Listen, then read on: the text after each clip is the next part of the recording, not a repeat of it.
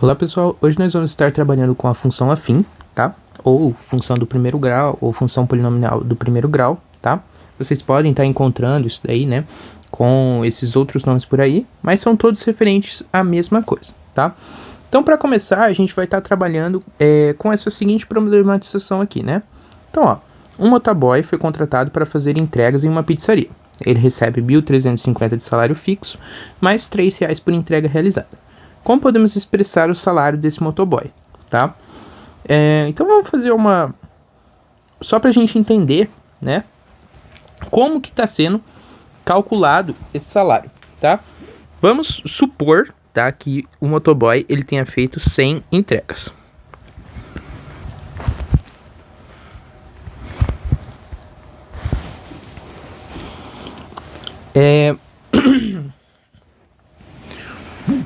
Então, como que a gente calcularia o salário desse motoboy, né? Então, ó, ele recebe 1.350 de salário fixo. Então, a gente tem 1.350 mais R$ 3 por entrega realizada. Como ele realizou 100 entregas, ele vai receber 3 vezes 100, né? Então, vamos somar aqui, ó, mais 3 vezes 100. Isso daqui vai dar igual 1.350 mais 300. Isso daqui vai dar igual a 1.650, tá? Agora,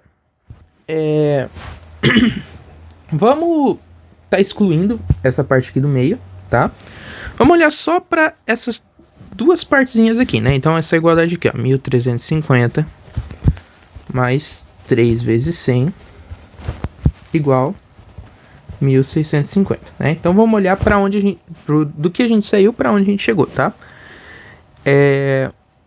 Então, ó, se a gente olhar, tá? Olhar para isso daqui, 1.650, isso daqui é o salário dele, né? É quanto ele vai ter recebido ali. Aqui, esses 1.350 é uma parte fixa.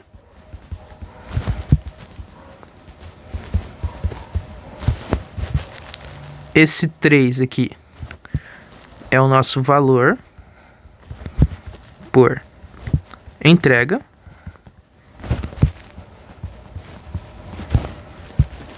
E aqui é o nosso número de entregas. Tá, beleza, ó. Agora então vamos pegar e vamos reescrever essa equação ali, né? Só que note o seguinte, ó. O que ele quer? Ele quer saber como que a gente pode expressar o salário desse motoboy. Por quê? A gente não sabe quantas entregas ele vai realizar, né? Então a gente não sabe qual que vai ser o salário dele. Então, quando a gente tá, né? A gente não sabe alguma coisa, a gente tem algum valor que a gente não sabe quanto que é, normalmente a gente usa uma incógnita, tá? Então, olha aqui, ó. O 1.350, a gente sabe que é essa parte fixa, né? A gente sabe que é sempre 1.350, então sempre vai ser esse valor. Então, a gente pode estar colocando, né? 1.350 mais o 3, que é o valor por entrega, ele também não vai mudar, né? Ele vai continuar sendo sempre R$3 por entrega. Então, a gente sabe quanto que ele vale, podemos colocar ele aqui. O número de entregas é uma variável, certo? Por quê? Ele pode fazer 100 entregas, pode fazer 120 entregas, 150, 200, tá? A gente não sabe quantas entregas esse motoboy vai fazer. Então é uma variável, a gente não sabe quanto que vale. Então eu vou colocar aqui, ó, número de entregas.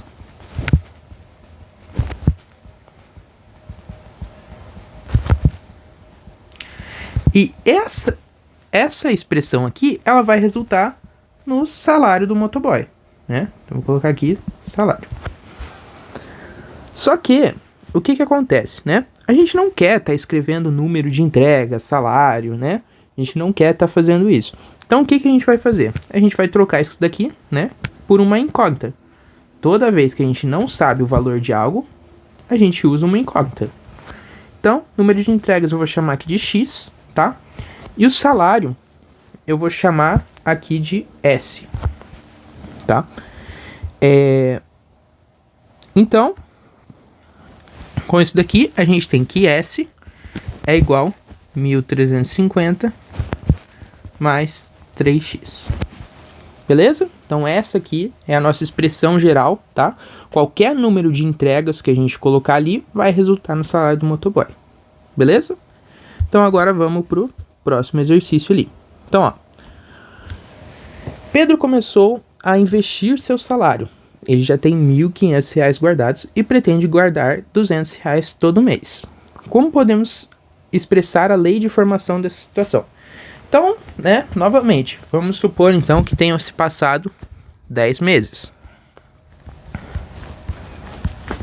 Nesse caso, ó, o Pedro ele vai ter 1.500, mas se ele guardou 200 todo mês, então 200 vezes 10.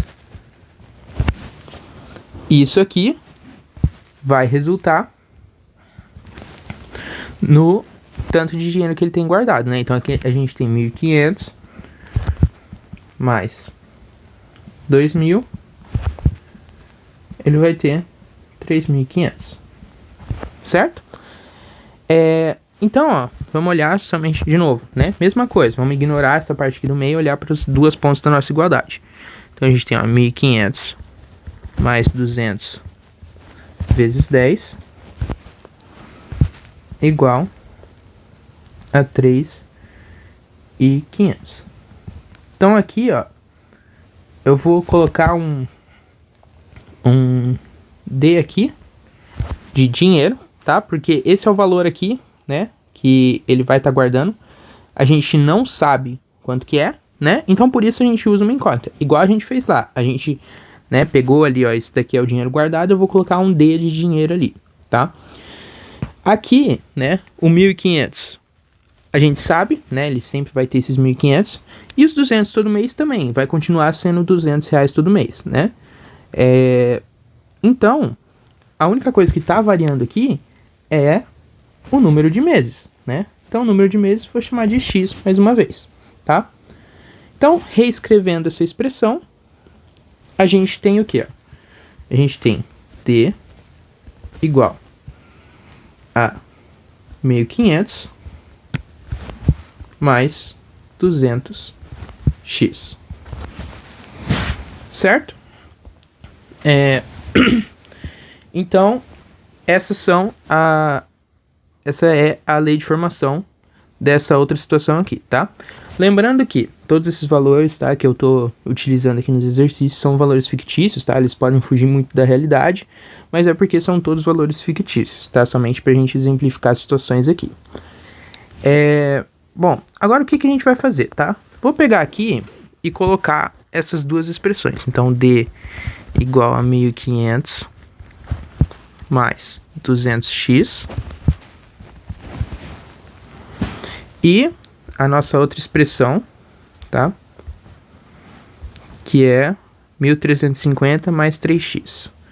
Então, S igual a 1.350 mais 3x, tá? Bom, o que a gente tem, tá? A gente tem, nos dois casos aqui, vamos analisar o que a gente tem em comum, né? Então, note que a gente tem aqui uma partezinha aqui que ela é fixa, né? Então, a nossa parte fixa.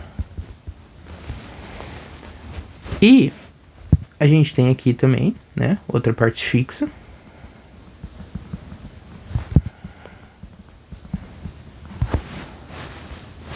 E a gente tem aqui também uma outra parte, que é uma parte variável.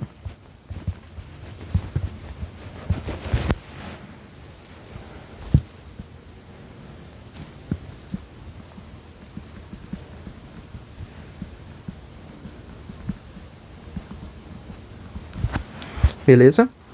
E, né, do outro lado da igualdade, a gente tem uma variável, né? Uma outra variável.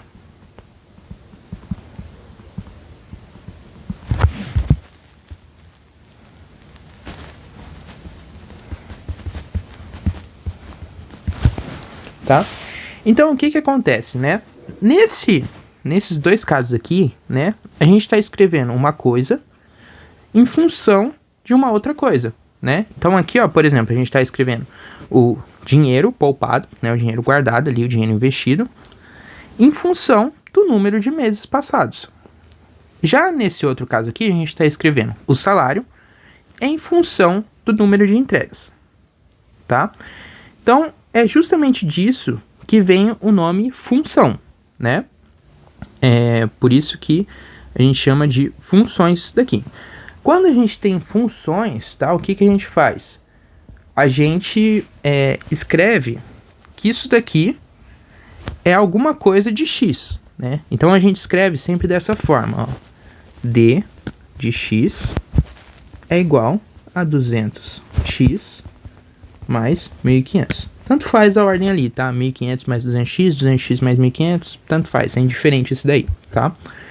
E aqui, S de x é igual a 3x mais 1.350. Então, o que que acontece, né? Note que aqui a gente tem dois tipos de variáveis, né? A gente tem essas variáveis aqui, né? Que é o x, e essas outras variáveis aqui, que são o d e o s, né? O que que acontece, né? Essa variável aqui, o x, a gente chama ela de variável independente. Por quê? Né? Porque ela não é determinada por nada, né? Então, qualquer valor a gente pode colocar, né? Tá colocando ali qualquer valor para esse x. Então, aqui também, variável independente.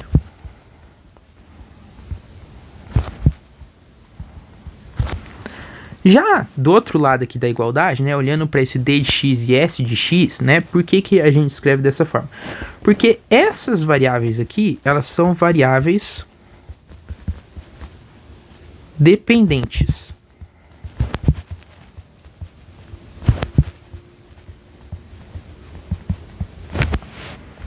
E aqui também. Por que são variáveis dependentes, né?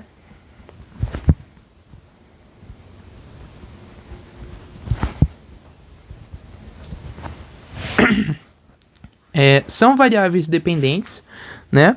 Porque esses valores aqui, eles dependem de um valor de x, tá?